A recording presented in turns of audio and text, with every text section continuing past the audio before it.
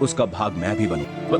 ठीक है सुग्रीव, हनुमान के विश्वास पर तुम्हें एक और अवसर दे रहा हूँ। तुम मेरी सेना का हिस्सा कैसे बन सकते हो? काश आपने उससे पहले अपने दिए वचन का सोचा होता महाराज, और उन सैनिकों का जिनकी जान आपने अब दांव पर लगा दी। सेना इस उपाय से प्रसन्न नहीं होगी। जानता हूँ हनुमान, बता दो किष्किंधा को कि उनका सम्राट जाग गया है।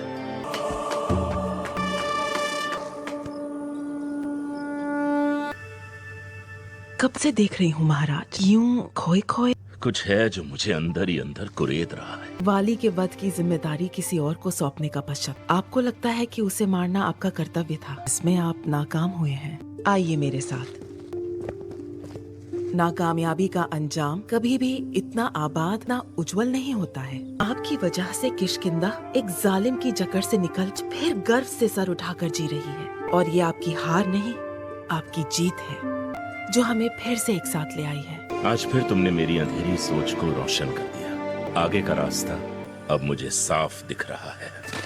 श्री राम, आप मुझे माफ कर सकेंगे ताकि बिना झिझक आपको दिया अपना वचन निभा सकूं।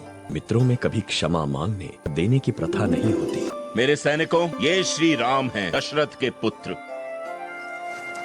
इस कार्य का नेतृत्व मुझे दीजिए। से यही उम्मीद थी, है बुद्धि बली शत बली। को मिथिला की राजकुमारी सीता श्री राम की धर्म पत्नी की सुरक्षित वापसी के कार्य में नियुक्त करता हूँ। इस कार्य को संपूर्ण करने के लिए 30 दिन है तुम्हारे पास। 30 दिनों में या तो तुम्हें राजकुमारी सीता मिलेगी अपनी मौत।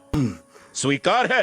एक मनुष्य के लिए आपका युग्नों को इस अंधेरी खाई में ढकेलना समझ से परे है। शतबली, यदि ये मनुष्य ना होता तो आज हम और तुम यूं आमने सामने खड़े न होकर वाली की रौंधी हुई धूल होते। राजकुमार राम को दिए वचन से अपनी पीठ मोड़कर मैंने तुम्हारा पूरी वानर जाति का अपमान किया है, और ये अब वाली का साम्राज्य नहीं रहा। हमारी प्रतिष्ठा का कोई मोल। मेरी उम्मीद है, मेरा यकीन जो तुम पर है शतबली, यकीन जो कहता है कि तुम राजकुमारी सीता को संग लेकर ही लौटोगे। 4 दिशाओं में होगी ये खोज। विनता और उसका कबीला अपनी खोज शुरू करेगा पूरब दिशा में।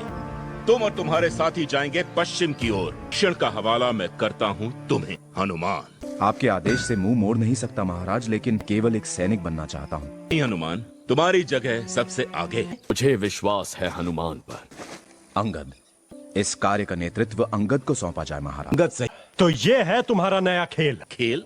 मेरी बात। ताकि वाली का वंश मेरे साथ समाप्त करना चाहते हो ना मुझे? बस, मैंने तुम सबको यहाँ बहस के लिए नहीं बुलाया। निमंत्रण मेरा है, लेकिन निर्णय केवल तुम्हारा है। महाराज, मुझे भी इनके साथ हो लेना चाहिए। एक ही लाठी काम आ सकती है। जैसा तुम चाहो जामवन।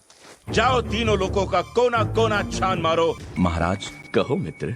मैं अब तक समझा नहीं कि सुग्रीव महाराज ने इस कार्य के लिए मुझे ही क्यों चुना, लेकिन अब जब चुन लिया है ना, हर भार मेरे कंधों पर डाल दीजिए। मैं आपका विश्वास नहीं तोड़ूंगा श्री राम, और ना मैं तुम पे अपना विश्वास कभी छोड़ूंगा हनुमान। जामवन काका, श्री राम में जरा भी अभिमान की झलक नहीं।